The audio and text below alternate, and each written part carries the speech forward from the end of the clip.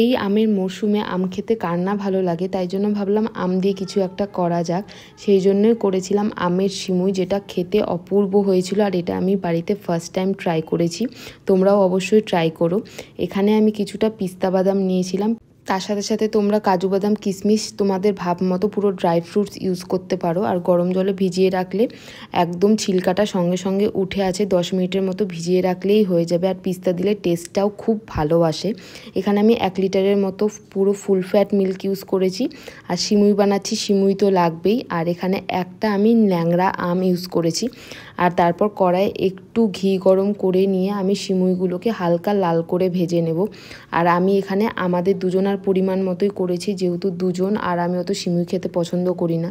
Specially রাকেশের জন্যই করা, তো ওর খুবই ভালো লাগে খেতে। আর এখানে দেখো আমি লাল লাল করে সিমুইগুলোকে হালকা ভেজে নিয়েছি। উঠিয়ে রেখে সেই কড়াইয়ে আমি আগে 1/2 লিটার দুধ দিয়ে দিয়েছিলাম। সেটা ভালো মতো ফুটে আসলে সিমুইটাকে দেওয়ার পরে আমরা অল্প অল্প করে নাড়াচাড়া করব। আর যাই হোক, দুধের মধ্যে আমি 2টো তেজপাতা ইউজ করেছি। আমি আজকে কোনো রকম এলাচ ইউজ করি না, তেজপাতার স্মেলটা খুবই সুন্দর আসে। আর এলাচ তোমরা গুঁড়ো করেও দিতে পারো বা গোটাও দিতে পারো, তো আমি আজকে পুরোটাই স্কিপ করেছি। আর এখানে আমটা আমি স্কুপ আউট করে নিয়েছি। আমটা এইভাবে স্কুপ আউট করে নিলে আমি দেখেছি যে পুরো ফ্লেশের সাথে একদম উঠে চলে আসে, আর খেতেও খুব ভালো লাগে আর দেখতেও খুব টেম্পটিং লাগে। তো এখানে আমি আমটাকে ভালো মতো গ্রাইন্ড করে নিয়েছি। গ্রাইন্ড করে নিয়ে এটাকে সাইড করে রাখলাম। আর এখানে পেস্তাগুলোকে আমি একটু ছিলকাগুলো উঠিয়ে নিয়ে আমি একটু চপ করে নিয়েছিলাম। আমরা পিস্তাটাকে কিছুটা ডেকোরেশনের জন্য ইউজ করব, আর কিছুটা যখন আমাদের হয়ে যাবে সিমুইটা তখন আমরা একটু দেব। আর এখানে আমি তেজপাতাটাকে কিন্তু সাইড করে উঠিয়ে রেখেছি। আমরা কিন্তু আর এটার মধ্যে তেজপাতা থাকবে না, যা ওর স্মেলটা ছিল সেটাই দুধের মধ্যে পুরোটা চলে এসছে।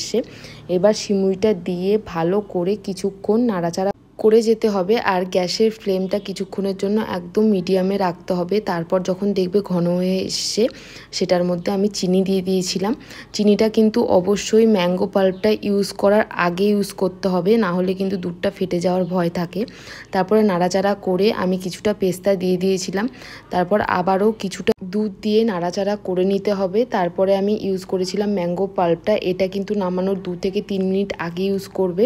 আর একদম নামানোর কিছুক্ষণ আগে ইউজ করলে ফেটে যাওয়ার ভয়টাও কম থাকে। আর কিছুক্ষণ ভালো মতো স্টার করে নিলেই দেখবে আমাদের আম সিমুই রেডি। আর এটাতে দুধ একটু বেশি লাগে আর দুধটা একদম এঁটে যায়। আর এইভাবে কিন্তু তোমরা অবশ্যই বাড়িতে ট্রাই করো আর জানাতে ভুলো না কেমন হয়েছে। আর আমি সিমুইটাকে একটু ফ্রিজে চিল্ড করতে রেখে দিয়েছিলাম। আর সার্ভ করো চপড ম্যাঙ্গো আর পিস্তা দিয়ে। দেখা হচ্ছে পরের একটা ব্লগে। Till then by.